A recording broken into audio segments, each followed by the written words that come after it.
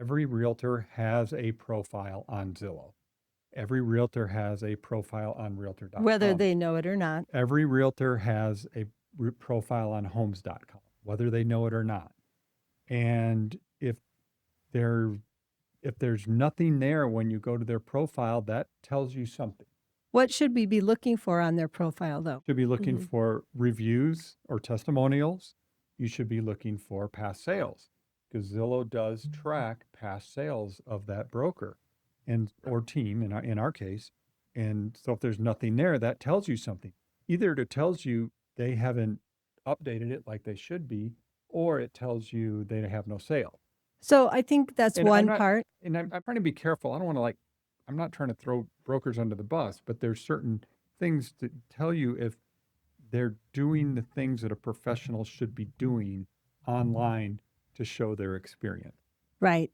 So one of the things that you mentioned briefly, so we're a team, right? We do everything under our team name. So if you look on Zillow for a sell Venturi, it might not show any sales, or it might show one sale, but you have to look up a little bit higher to see the team information, right? But obviously, That's a good point. but there's lots of ways to verify, right? What somebody's saying and what their marketing really looks like. You said Google them, see what comes up. Google them. It's the same old thing, right? And anybody in business should be Googling themselves all the time, at least once a month, and see where they're at and see what's going on in their business. Right. I'm a But I'm a big ask them to give you addresses of their last 3 homes they sold as a listing broker, and look at the photos, look at the information, find out if they attached a floor plan so that people all over the world could know what that house really is all about. Look at verified reviews, look at their professional profiles. Examples of marketing, they should be able to show you, here's a flyer from a house I just sold, that type of thing. So, and I know be cautious of some of the claims of I'm number 1 or I've been top at blah, right? There's an inside joke in our business that you can be number one at just about anything. There's a famous billboard from years ago. It was a broker in Los Angeles, and he had this big billboard and it says, "I am the number one realtor," and in small print it said, "According to my mom." It, Well, and years of experience and number of sales alone doesn't tell you whether that realtor you're talking to is the right realtor for you. And sometimes not everybody uses the latest and greatest tools if they've been in the business a long time. They might still be doing things their old way. and and it may work for them and it may work for you, but that goes into the last question was Does the agent's approach fit for you and your needs and timeline, and is it a good fit? Is the approach good? I think that seller broker relationship, there's a lot of trust there.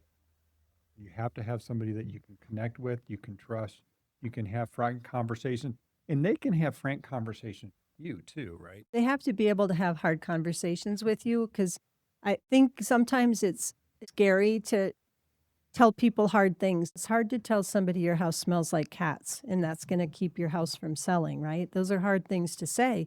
But if we don't do it, we're not helping that person. Sounds like we're picking on the cat people, but I know Estelle's a cat person, but I don't think our house hey, smells like we had a cats. skunk in our backyard, or three skunks in our backyard last week, so we've been there.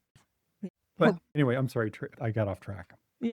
But I think in closing, we're saying there's the right person for you, but do your research, check before choosing a person to represent the sale of your home, interview if you need to, 1 or 2, get a recommendation from somebody you trust who had a great experience, right? That's a really good, And and honestly, that's where these days a lot of our business comes from. right, others who have worked with us recommending us, huge for real estate business. Ask specific questions and make sure you feel comfortable. I think a lot of times it comes down to personality and enjoying each other and that you're going to be working together. Yeah, for So. sure. For sure. Anything else? That's it. Okay, good. Well, thanks. That was good. So, okay, I want to talk about some stats. We should have the Zillow Home Value Index here later today, and I'll get that out. But we just got, so Tracy, we've talked about this one before. I'm going to pull it up on the screen. U.S. home price expectation? So Fannie Mae / Pulsonomics, they survey 100 different economists across the country in all different categories, definitely all the economists that are housing experts. And what they look at is They surveyed this 100, and then they give it like a mean of all of these and what they expect. And what they came up with is for the rest of 2026, this is national. I know I always talking about real estate's local, real estate's local, real estate's local, which it is, right? But nationally, they're saying that home prices are going to be probably about 2% year over year, and we're already halfway through the year, and that does look to be about right. They're going to say it's going to go a little bit better in 2027, up to 2.4%, 2028, 3%, 2029, 3%, 2030, 3.5%. You get to 2029 and 2030, you're just guessing really, because so much can happen as we know.